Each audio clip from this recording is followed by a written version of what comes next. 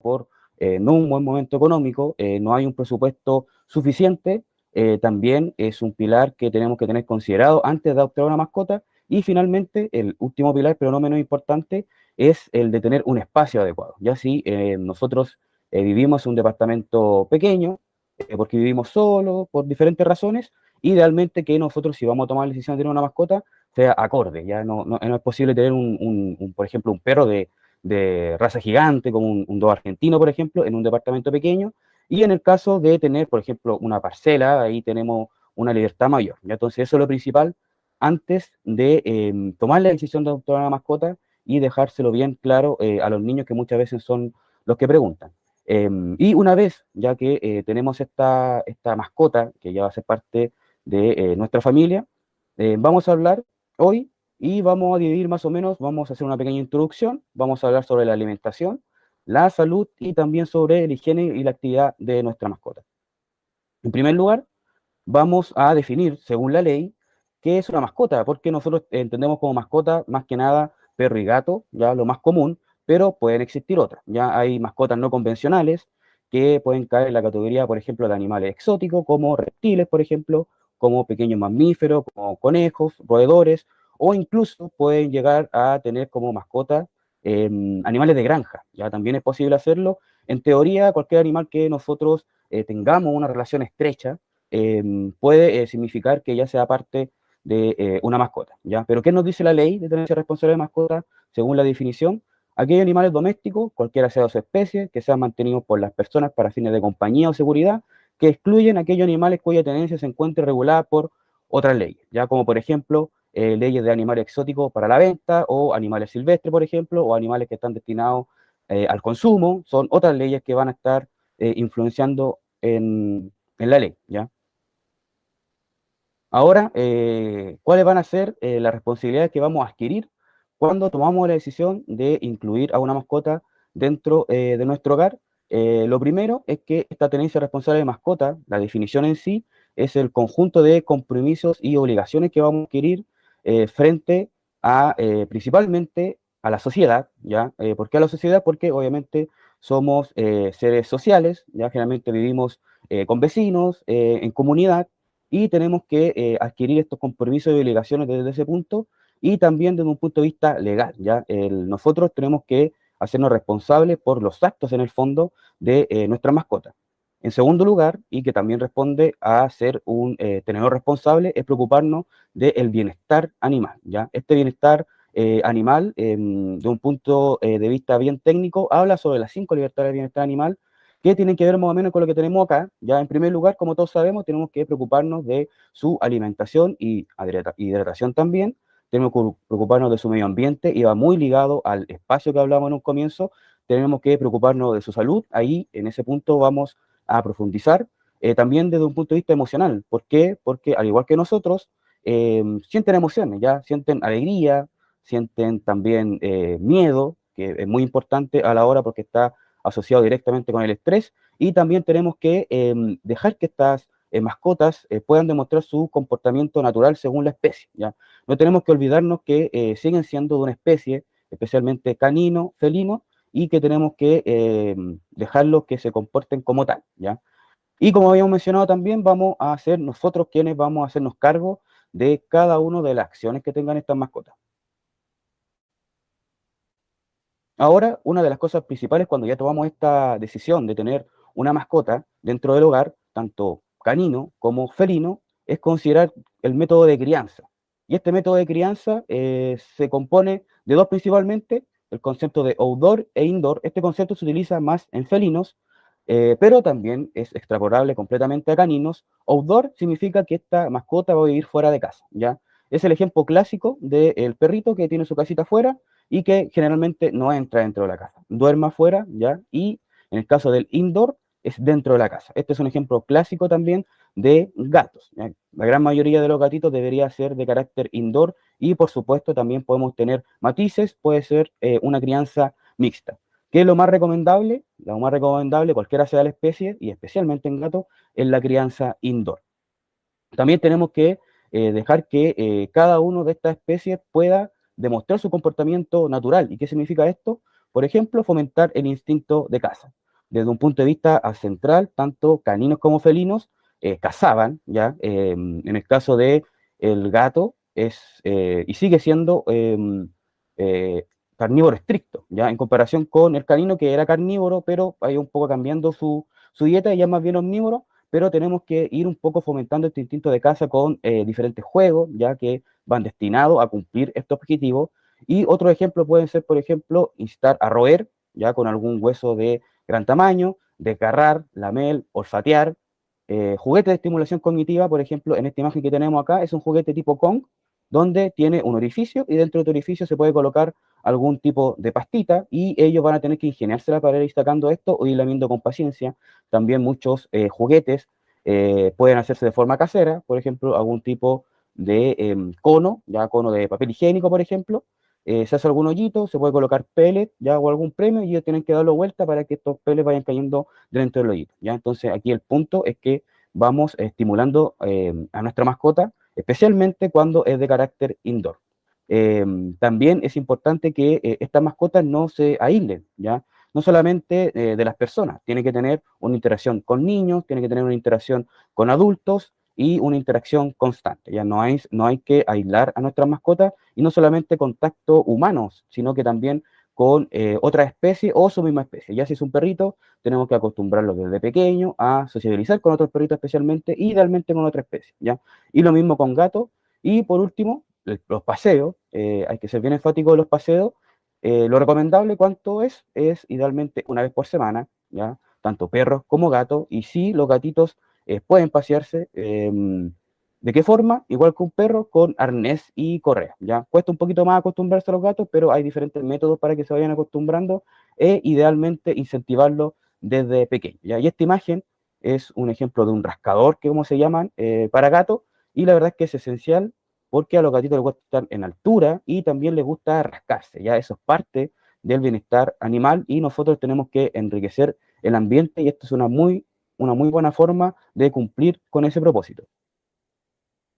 En este caso tenemos 5 pilares para un ambiente felino saludable y esto es de carácter indoor, ¿ya? En primer lugar, tenemos que entregarle un lugar seguro y muchas veces ellos van a escoger este lugar seguro por altura. Ellos se sienten muy seguros cuando están en altura, por ejemplo, si hay un closet cerca, ellos van a querer subirse cerca del closet.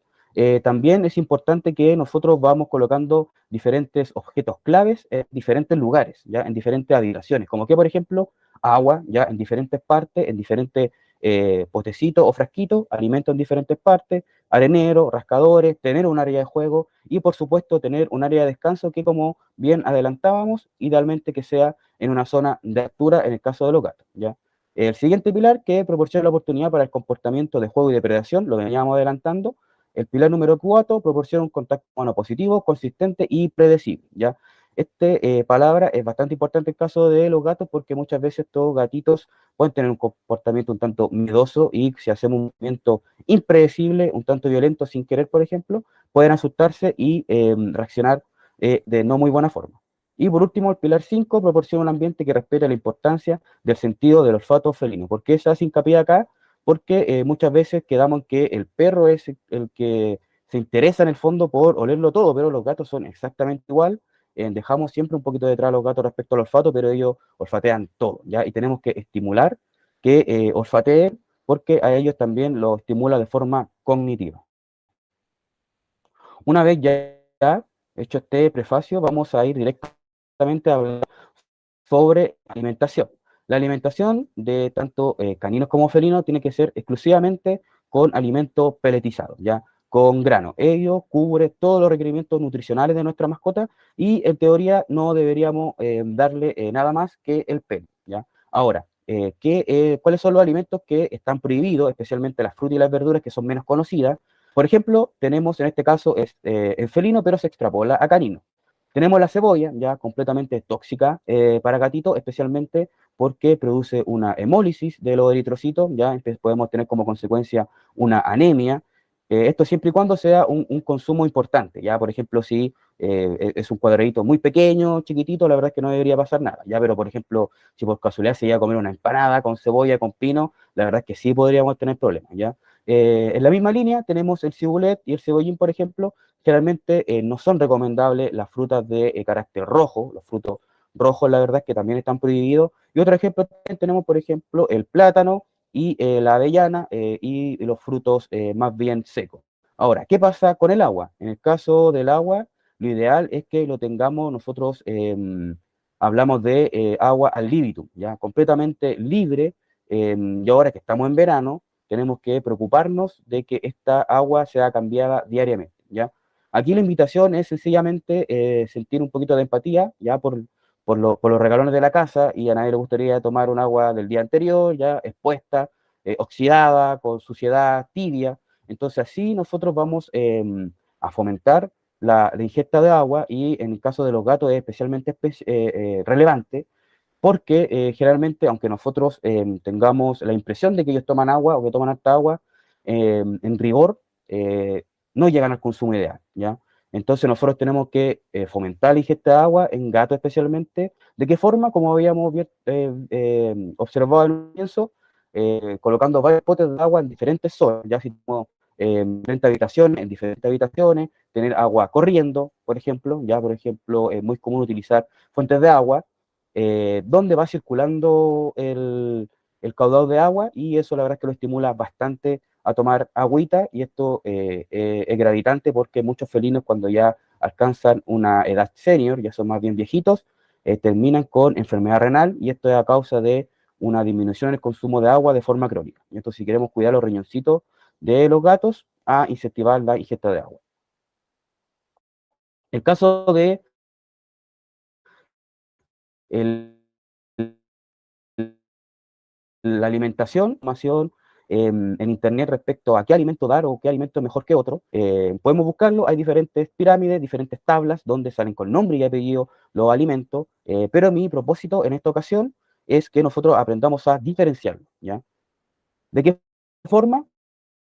Por ejemplo, casi todos los alimentos que encontramos de forma comercial, tanto canino como felino, no son de muy buena calidad, para ser franco, ¿ya? Todos estos alimentos, por ejemplo, que tenemos acá, Pedigree, Master Dog, Champion, los más conocidos, los que tienen justamente más publicidad, son los que no cumplen con los requisitos fundamentales para caninos y felinos. ¿Y qué tenemos que fijarnos a la hora de ver un alimento? Tenemos que darle vuelta, ya tenemos que dar vuelta el saco y comenzar a leer, y de forma sencilla, al menos hay dos conceptos que tenemos que tomar en cuenta a la hora de analizar estos alimentos. El primero son los ingredientes, ¿ya? Aquí tenemos ambos alimentos, Pedigree y el Test of the Wild, donde tenemos acá cada uno de esos ingredientes en ambos lados, y esto es lo primero y lo más importante, ¿ya? ¿En qué fijarnos? En los primeros ingredientes, porque la gran mayoría de estos alimentos de carácter comercial, los primeros ingredientes son de origen vegetal, ¿ya? Y como veníamos mencionando, tienen orígenes carnívoros, ¿ya? Entonces, idealmente que nosotros demos proteína, pero de origen animal, ¿ya? Entonces, aquí tenemos Pedigree, una lectura sencilla de los primeros ingredientes, los dos o tres primeros ingredientes son relevantes, dice maíz, trigo y o arroz, cebada, sorgo. Entonces, estos tres primeros que están acá son vegetales, ¿ya? Entonces, es un muy mal indicativo. Aquí deberíamos tener carne o al menos subproducto de carne. Y aquí Pedigree en harina de carne es como el cuarto o el quinto ingrediente y es un subproducto de origen animal. Hueso de vacuno, subproducto de origen animal. Entonces, lo ideal es que nosotros nos encontremos acá con carne. Entonces vamos a la contraparte, este es el alimento A, y en el caso del alimento B vamos a encontrarnos con carne de pato, derechamente. Después vamos a tener una harina de pato, que es un subproducto, harina de pollo, subproducto, huevo, una excelente proteína. Entonces ya encontramos una diferencia. Los primeros ingredientes son de origen animal y eso va a ser lo más importante dentro de escoger un buen alimento o no. Y en segundo lugar, la cantidad de proteína. Ya si nuestro mascota está sana, deberíamos entregarle la mayor cantidad de proteínas posible, tanto para perros como para gatos. Generalmente los gatos tienen una demanda mayor. Ahora vamos a hablar sobre el BARF, que no es muy conocido, hace un par de años está en la palestra, y es una dieta especial que se realiza en base a alimentos crudos. Y esto viene a dar respuesta a lo que también decíamos en la introducción de los orígenes de nuestras mascotas, que vienen a ser carnívoros, ya más el gato que en el perro, y aquí sencillamente se dan los alimentos crudos o semicrudos. La comunidad está dividida en los beneficios del BARF. los nutricionistas veterinarios, hay algunos que están a favor y otros que están en contra, ¿ya? Los argumentos a favor ya lo vimos más o menos, que responde a los requerimientos ancestrales de nuestra mascota, y en contra vamos a tener que, al estar crudo, van a estar posiblemente más contaminados, ya especialmente con bacterias, y esto puede generar algún tipo de enfermedad y mucho más si lo hacemos de forma crónica, ¿ya? Yo al menos recomiendo, si vamos a utilizar la dieta BAF, hacerlo semicocido, pero idealmente asesorarse con un médico veterinario nutricionista. Y por último, desde un punto de vista de la alimentación, vamos a hablar del el contexto de cada paciente. Nosotros hablamos del alimento, pero cuando era un paciente adulto y un paciente sano. ¿Qué pasa ahora cuando tenemos pacientes de diferente edad o en diferentes situaciones? Por ejemplo, tenemos los cachorros, ¿ya? O recién nacidos, cuando ya estos pequeños tienen menos de 2 meses, tenemos que alimentarlos con leche, y en el caso de que la madre esté ausente por diferentes razones, tenemos que dar un sustituto lácteo, y este que tenemos acá es un clásico, ¿ya? Luego van a venir los cachorros que más o menos se consideran luego de los 2 meses, y también tenemos que darle un alimento especial que tiene que ser para cachorros, ¿ya? Y vamos a seguir, ya hablamos un poquito del alimento adulto, y luego qué va a pasar con los mascotas que ya alcanzan una edad mayor. Más o menos a partir de los 7 años consideramos tanto a perros como gatos geriátricos, ¿ya? De carácter senior. Y ahí es recomendado que nosotros demos una dieta especialmente para ellos. Ya casi todas las líneas comerciales y medicadas tienen una línea para pacientes o mascotas senior. Y también va a haber un contexto en que nuestro perrito o nuestro gatito va a tener algún tipo de enfermedad. Puede estar enfermo, por ejemplo, del hígado, del riñón, por ejemplo, puede tener diabetes, enfermedades renales muy común en gatos, y vamos a tener que cambiar la alimentación según el requerimiento de esta enfermedad. Aquí tenemos, por ejemplo, un alimento que es exclusivo cuando tenemos patologías gastrointestinales, donde tiene una mucho mayor digestibilidad, es mucho más palatable para incentivar la ingesta de este alimento. Y aquí tenemos una imagen del BitCare donde nos señala que es para alimentos senior, y light, donde es para alimentos para perritos que pueden tener un sobrepeso. Y finalmente vamos a tener los suplementos, que esto responde más que nada a diferentes tipos de vitaminas, ya que eso la verdad es que podemos darlo eh, a lo largo de su vida sin ningún problema de forma preventiva. Una vez visto ya la alimentación, vamos a el siguiente punto, que tiene que ver con la higiene de nuestras mascotas y la actividad física. En primer lugar, en cuanto a la higiene, tenemos que hablar sobre la limpieza tanto de su orina como su feca, ¿ya? Aquí vamos a hacer una diferenciación en si va a estar dentro de la casa o fuera de la casa, ¿ya? En el caso de que esté fuera de la casa, tanto perro como gato, cada vez que esta mascota salga, porque nosotros lo vamos a sacar con un arnés y con correa, tenemos que recoger esta feca, porque nosotros adelantábamos también que vivimos en comunidad, ¿ya? Y la verdad es que a nadie le gusta pisar, por ejemplo, una feca, y sin contar que estas fecas pueden transmitir enfermedades, especialmente parásitos, ¿ya? Así que tenemos que ser empáticos con nuestro entorno, con los demás vecinos, y cada vez que mascota defeque, tenemos que andar con una bolsita y desecharlo. En el caso de tener esta mascota con una crianza interior dentro del hogar, tenemos que limpiar también, por supuesto, el patio, ¿ya? Todos los días, ¿ya? Porque esto va a emitir o va a generar un olor que mientras más desagradable va a ser, puede generar algún tipo de incomodidad en los vecinos, y también vamos a estimular la ingesta propia de la feca, que nosotros lo conocemos como coprofagia, ¿ya? Y muchas veces se estimula, esto tiene que ver con el comportamiento de la mascota, y se va a estimular si tenemos el patio, por ejemplo, con mucha feca. Y entonces, para poder evitar esto y todas las consecuencias que pueda tener, tenemos que recoger diariamente la feca. ¿Qué pasa con los gatitos dentro de la casa? Tenemos que utilizar arenero, ¿ya? Exclusivamente arenero con arena sanitaria hecha para gatos. Generalmente esta arena está hecha para estas guaguas, y lo que recomiendo personalmente es que venga con un sistema que es aglutinante, donde la orina se forma, se junta y crea solo un bolito, y muy fácil de limpiar, ¿ya? Y el arenero se debe limpiar cada vez que el gato entre al baño, sea orina o sea feca, ¿ya? Eso es importantísimo. Y también si nosotros queremos cumplir con la tenencia responsable de mascota, idealmente que nosotros tengamos un arenero por gato y le sumemos uno. ¿Qué quiere decir esto? Si tenemos un gato, tenerle un arenero y le sumamos uno, dos areneros. Si tenemos tres gatos, vamos a tener dos areneros más uno, tres areneros. Siempre tener un arenero por cada gato y sumarle uno, ¿ya?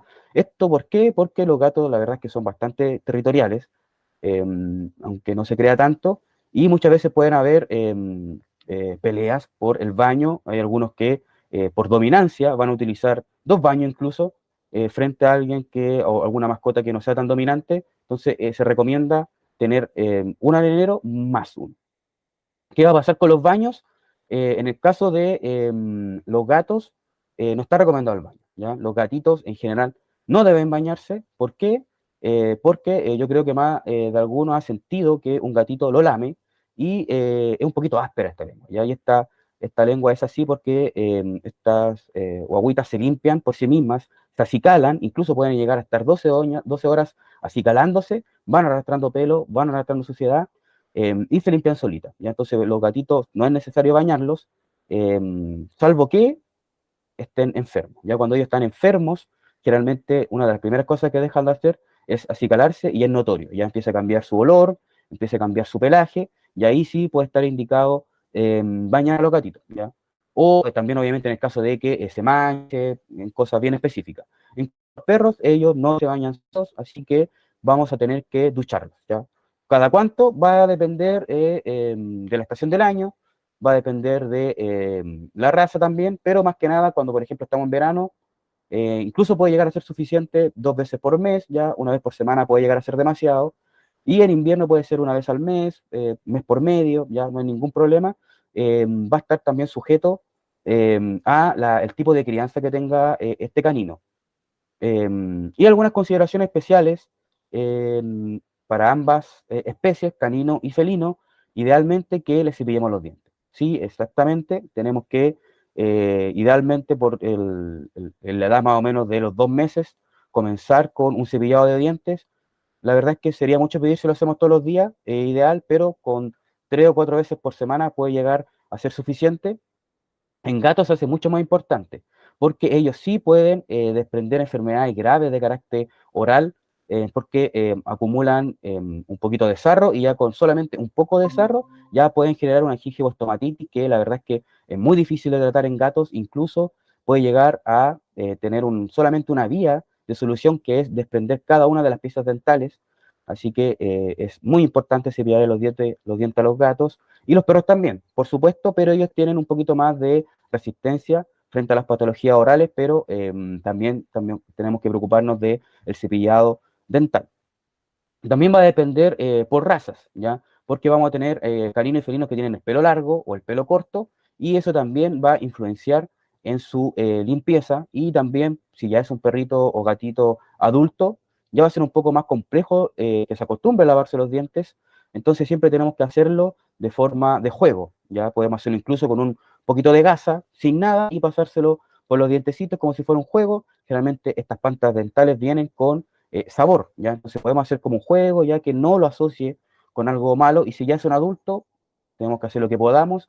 Y también tenemos algunos snacks que cuando lo damos por un tiempo prolongado, pueden servirnos como prevención, incluso limpiar. Así que también tenemos esa alternativa.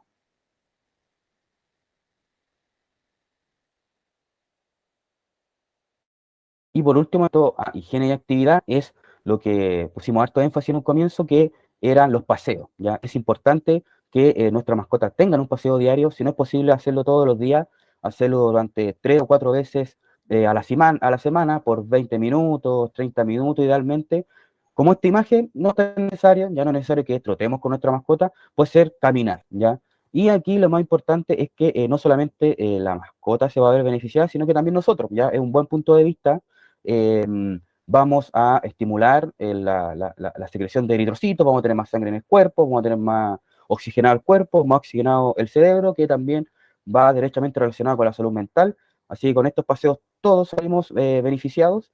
Y cuando tenemos, por ejemplo, una mascota que no la sacamos a pasear y está solamente en un patio pequeño, puede desencadenar un estrés crónico que se va a convertir en una enfermedad futura. y sin nombrar la ética y la moral, ¿ya? Que la verdad es que, que tener una mascota encerrada en un patio, la verdad es que raya en el maltrato animal. Así que es importante poder preocuparnos del paseo de nuestras mascotas. Y puede ser cualquiera, puede ser perro, puede ser gato, incluso, sin ir más lejos, pueden ser reptiles ya, iguanas, pueden pasearse, por ejemplo, conejos con arnés sin ningún problema, obviamente teniendo en consideración el ruido acústico, hacerlo en un lugar tranquilo, acostumbrarlo desde pequeño, y muchas veces se pueden asustar cuando lo hacemos en la calle, derechamente. Entonces, en eso sí tenemos que tener cuidado y acostumbrarlo desde pequeño. Por último, vamos a hablar sobre la salud, que es completamente importante. Vamos a comenzar describiendo un concepto que es un tanto complejo en su nombre, que es el zoonosis. Zoonosis significa la enfermedad de nuestras mascotas que nos pueden transmitir a nosotros, ¿ya? Entonces ya tenemos otro argumento más para preocuparnos de la tenencia responsable de mascotas porque ellas, ya sea perro, gato o otra especie, nos pueden transmitir enfermedades de diferente tipo. ¿Y de qué forma podemos prevenirnos nosotros? Porque de forma gubernamental hay departamentos que se encargan, desde un punto de vista de la salud pública, de la zoonosis, pero ¿qué nos queda a nosotros como tenedores responsables? Esto que tenemos acá, imagen referencial de un carnet sanitario, ¿ya? Este carnet sanitario, lo más común es que se comience a los 2 meses, que es cuando comenzamos con las vacunas, ¿ya? Generalmente los antiparasitarios van un poquito antes y se dan en jarabe, ¿ya? ¿Cuál es la diferencia entre un antiparasitario en jarabe y en comprimido? Más que nada que este antiparasitario que viene en jarabe es solamente un tipo de fármaco y los que vienen en comprimido pueden ser 2, incluso 3 fármacos diferentes, entonces son de mucho mayor espectro y se recomiendan a partir de los 2 meses en adelante. Entonces, antes de los 2 meses vamos a dar jarabe y luego de los 2 meses vamos a dar comprimidos y cada cuánto va a depender de su crianza, pero si es indoor o outdoor, si vive en el campo, por ejemplo, en un departamento, pero lo más común es que lo hagamos cada 3 meses. Si es indoor, incluso podríamos hacerlo cada 6 meses. Hay incluso algunos que dictan que deberíamos hacer un examen corpoparasitario para ver si efectivamente nuestra mascota está con parásito o no. Pero vamos a encontrar diferentes escuelas, diferentes caminos, pero eso es más o menos en términos generales. Ahora, ¿qué va a pasar con las vacunas? En el caso de los perros, de los caninos, vamos a comenzar con una vacuna, la más frecuente utilizada son la sextuple y la vacuna octuple, que deben ir 3 dosis cuando son cachorros separadas por 21 días hasta un mes como máximo, y luego debe colocarse cuando cumple un año y luego de forma anual. Esta vacuna sextuple o octuple inmuniza, protege para varios tipos de enfermedades. Las más importantes son la parvovirus, distemper, leptospira, entre otras, ya principalmente virus y bacterias. Y en el caso de los gatitos, los felinos, exactamente lo mismo, es una vacuna, se coloca cada 3 semanas, cada 4 semanas y son 3 dosis, ¿ya? ¿Y con qué nos va a proteger? Principalmente para el pervirus y calicivirus. Luego de esto vamos a colocarlo cuando cumple un año y luego va a hacerlo anualmente. ¿Qué va a pasar ahora desde un punto de vista de la ley de tenencia responsable de mascota? En conjunto con otras leyes, son dos conceptos que tienen que ser de carácter obligatorio, que es la vacunación antirrábica y la implementación del microchip. En caso de la vacunación antirrábica, generalmente se deja luego de las vacunas que ya mencionamos. ¿Por qué? Porque sencillamente la incidencia de la rabia en Chile es muy baja, tanto humana como animal. Entonces, personalmente, no la priorizo las otras vacunas que tienen una incidencia mayor y pueden llegar a ser de carácter mortal. Así que siempre, al menos yo recomiendo dejar la antirrábica una vez que ya tenemos contemplada la anterior, y esta antirrábica se coloca una vez y luego se va colocando de forma anual y debe ir acompañada con un certificado de vacunación antirrábico que si nosotros lo tenemos en nuestro poder y en el caso de que esta mascota muerda a un congénere, a otro perro, otro gato, o otro animal, o una persona, nos va a servir como respaldo, ya porque puede tener consecuencias bastante complejas. ¿Existen más vacunas? Sí, existen más. En el caso de los perros, existe una tercera que inmuniza o protege por una enfermedad que se llama la traqueobronquitis canina, o más conocida como tos de las perreras. No es una enfermedad tan importante porque no es tan grave, es fácil de controlar, y es una vacuna que se coloca intranasal o también a veces oral. Y todas las anteriores se colocan de forma subcutánea, esto quiere decir debajo de la piel, generalmente en perros se coloca en el lomito, como comúnmente se nombra, y en los gatitos van en los miembros, ¿ya? En las manitos y en las patitas también subcutáneos. Y por último, tenemos el microchip. Este microchip es obligatorio por ley. ¿Y qué es el microchip? Es como un artefacto que viene con un número asociado y es de porte más o menos de un tamaño de un granito de arroz, ¿ya? También va subcutáneo, tanto en perrito como en gatito, también en el lomito, ¿ya? Y va asociado a un número que va a ser como nuestro root. Y eso va a ser identificarlo, ¿ya? Pero no, esto no termina ahí, no termina en solamente colocarle este microchip, porque después el microchip va a quedar para siempre en el paciente, y luego se le coloca un lector de microchip, y este lector de microchip lo pasamos por la zona donde nosotros sabemos que va a estar el microchip y va a arrojar un código, ¿ya? Eso va a ser como su root. Entonces, luego de que nosotros hagamos esta identificación, tenemos que registrarlo en el Registro Nacional de Mascotas, que eso podemos acceder con la clave única. Aquí tenemos una imagen referencial, y ahí recién nos van a aceptar o no estos papeles y va a quedar nuestra mascota registrada. Habíamos hablado un poquito sobre la zoonosis y vamos a dar ahora algunos ejemplos. ¿Cuáles son algunos ejemplos de agentes zoonóticos que nos pueden transmitir nuestras mascotas? Como virus ya hablamos de uno, la rabia, ¿ya? Si tenemos un gatito o un perrito con rabia, puede contagiarnos por medio de la mordedura, ¿ya? ¿Cómo podemos prevenirlo? Con la vacuna. Otro patógeno diferente, como bacterias, por ejemplo, la leptospirosis, también la podemos prevenir con vacuna. Parásitos internos, como el toxocara, ya que es como un gusano bastante largo y desagradable de observar, lo vamos a evitar con antiparasitario, y de la misma manera, parásitos que estén por fuera, comúnmente conocidos, pulga, garrapata, lo vamos a evitar con un antiparasitario externo, ¿ya? Tenemos aquí la diferenciación entre antiparasitario interno y externo.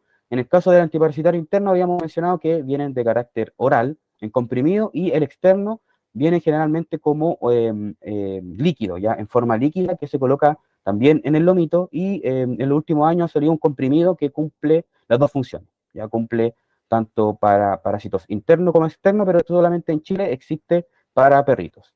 Y también existen otros agentes zoonóticos, ya que tienen bastante relevancia. La lista es bastante larga, son muchos, muchos, pero lo que tenemos acá al frente son los más comunes, y lo importante es que podemos prevenirlo, ¿ya? ¿Cuál es la forma más sencilla de prevenir esto? Con lo que vimos anteriormente, con su calendario sanitario, con su carnet sanitario, por medio de vacunas y por medio de antiparasitarios. Esto por toda su vida. Finalmente, vamos a hablar sobre el control reproductivo. Si bien sabemos que existe una sobrepoblación canina hace muchos años en nuestro país, y en los últimos años se han sumado los gatos, ¿ya? Los gatos también ahora hay una sobrepoblación canina. Entonces, ¿qué debemos hacer nosotros? Fomentar la adopción, ¿ya? Por sobre la compra. ¿Por qué? Porque tenemos una sobrepoblación tanto de canino y de felino. Así de sencillo, y tenemos que desincentivar el abandono, ¿ya? El abandono generalmente ocurre por muchas razones. Las razones principales son económicas, son por viajes, son simplemente por más razones o más prejuicios también incluso. Pero ¿qué deberíamos hacer nosotros para responder de forma responsable a un evento así? Tenemos que buscarle una nueva casa, tenemos que buscarle un nuevo hogar a nuestra mascota. Si nosotros, sin importar las razones, no podemos teniendo o hacernos cargo de nuestra mascota, tenemos que ser responsables tanto con nuestra mascota, así como con la sociedad, y tenemos que darlo en adopción, encontrarle un nuevo hogar, ¿ya? El método más relevante para el control de la población es la esterilización, ¿ya? ¿Esterilización para quién? Para perros, para gatos, para machos y también para hembras. No solamente nos sirve como control de la población, sino que también nos sirve para disminuir la incidencia de patologías en el futuro y otros problemas. Por ejemplo, en el caso de los machos, es muy frecuente en macho canino, cuando ya alcanzan una edad avanzada, encontrarnos con alteraciones en la próstata, ya tener patología de la próstata que son muy difíciles de tratar, y que esto tiene que ver con, desde un punto de vista hormonal, por los testículos, ¿ya? Entonces, cuando nosotros practicamos esta castración, estas hormonas van a bajar y ya la próstata, cuando este canino alcance una edad mayor, no deberíamos tener problemas, ¿ya? Además que todo lo que tiene que ver con patologías propias de los testículos, como tumores, también van a desaparecer. Ahora, cuando hacemos una esterilización temprana, esto nos hace la pregunta de cuándo hacer la esterilización. Está recomendado hacerla más o menos desde los 5 a los 6 meses, cuando tenemos caninos que alcanzan un tamaño bastante grande, raza gigante, podemos atrasarlo hasta los 7 u 8 meses. Pero más o menos los 6 meses es la edad que se indica y eso es una esterilización temprana, sigue siendo temprana. Y cuando tenemos esta esterilización temprana, vamos a tener beneficios en el comportamiento de nuestra mascota. ¿Por qué? Porque van a disminuir las hormonas, ¿ya? Estas hormonas van a disminuir, puede que se demore 1 a 2 meses en que veamos resultados en cambio en el comportamiento de nuestra mascota una vez hecha esta castración, también es extrapolable a hembras y tiene que ver con la dominancia, ¿ya? Generalmente muchos pacientes o muchos caninos y felinos pueden tener un carácter dominante, ya pueden ser un poquito agresivo, tanto con humanos, con congéneres o con otras especies, y cuando nosotros practicamos la castración de forma temprana, podemos disminuir ese comportamiento un tanto agresivo, ¿ya? O dominante, tanto para perros y gatos, machos y hembras. ¿Qué pasa cuando hacemos una castración tardía? Porque la castración, en teoría, podríamos practicarla en cualquier momento de la vida del paciente, pero ya a partir más o menos de los 2 años, 3 años, ya el comportamiento va a ser propio de nuestra mascota y aunque nosotros practiquemos la esterilización, es probable que el comportamiento se mantenga, ¿ya? Una forma de dominancia que no es muy agradable es que nuestras mascotas empiezan a marcar. Y esto significa que empiezan a orinar. Y no solamente orinan afuera, sino que pueden llegar a orinar dentro de la casa. Y no es que quieran orinar, sino que lanzan un chorrito con el único objeto de marcar su territorio. Entonces, si nosotros hacemos una esterilización temprana, ese comportamiento debería también disminuir.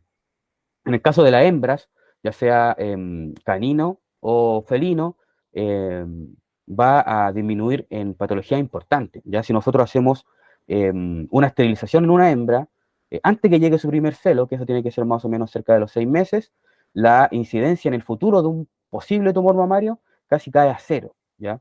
En comparación con una hembra entera que tenga más o menos una edad de 7 o 8 años, es muy probable que se presente algún tipo de neoplasia mamaria y con la esterilización la verdad es que vamos a eliminar ese factor y todas las patologías que tienen que ver con el útero, ¿ya? Como por ejemplo piometras que son muy desagradables o algún tipo de neoplasias a nivel ovárico también, todo eso nos vamos a tener que dejar de preocupar porque no va a pasar ningún tipo de patología por esos órganos y también la preñez en sí, la gestación en la hembra, no es muy agradable en el último tercio.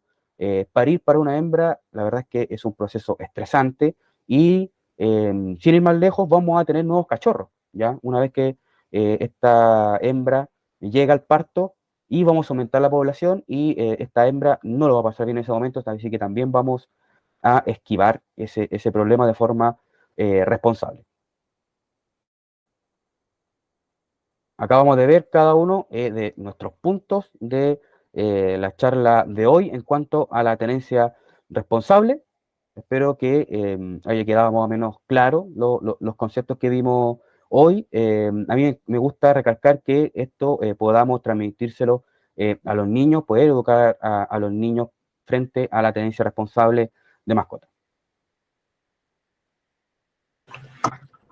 Muchas gracias, profesor Jorge, ¿cómo estamos?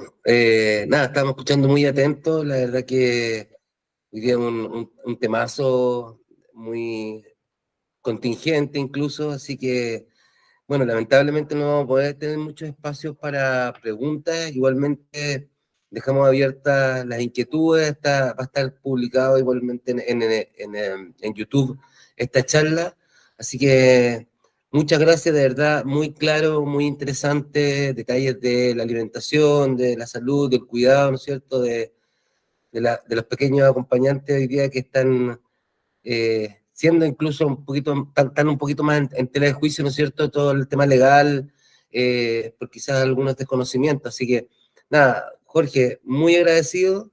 Lamentablemente vamos a tener que dejar hasta acá, producto obviamente de la próxima charla que viene ahora a las 7. Así que, nada, pues, muy agradecido. Muchas gracias por la oportunidad. Tenía pensado hablar un poquito sobre la ley. Aquí ya hablamos un poquito sobre la ley de tenencia responsable de mascotas, pero Ujú. como es una ley, la verdad es que no es tan dinámica. Pero de todas formas, aquí dejo mi correo por si alguien tiene algún tipo de duda respecto a lo que vimos hoy o sobre la ley de tenencia responsable de Mm. mascota 21.020. Así que para mí fue un gusto y frente a cualquier duda o consulta pueden enviarme un correo. Buenísimo. No, muchas gracias, Jorge. Nos vemos muy pronto ahí en alguna actividad del ITMA. Y nada, pues, nuevamente muy agradecido por parte de ITMA Skills por esta charla, esta quinta charla. ¿Vale? Nos vemos. Nos vemos, muchas gracias, fue un privilegio, esperan que tengan una muy buena tarde. Chao, Que esté muy bien. Chao, chao. igualmente.